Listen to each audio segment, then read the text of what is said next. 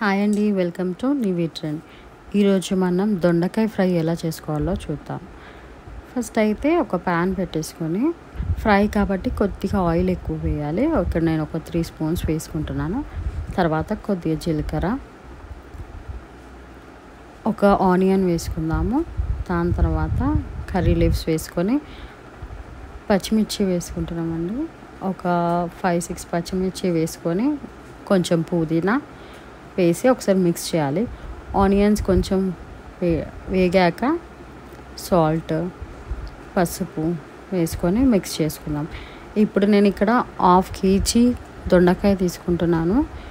So దొండకాయ వేసుకొని ఒకసారి మిక్స్ చేసుకొని మీడియం ఫ్లేమ్ మీద పెట్టి, మనం వాటర్ వేయం కాబట్టి కింద అడగంటకుండా మాడకుండా మధ్య మధ్యలో కలుపుతుండాలి. అది దగ్గర పడేదాకా కలిపేసి దాని తర్వాత కారం వేసుకుందాము. 1 స్పూన్ కారం వేసుకొని మిక్స్ చేసుకోవాలి. సో ఇక్కడ ముందే కారం వేస్తే మాడిపోతుంది కాబట్టి మనం తర్వాత వేసుకుంటున్నాము. ఇప్పుడు ఫైనల్గా కొబ్బరి పొడి వేసుకొని అలాగే కొత్తిమీర కూడా వేసుకొని మిక్స్ చేసుకుంటే దొండకాయ ఫ్రై రెడీ అయిపోతుందండి. Thanks for watching.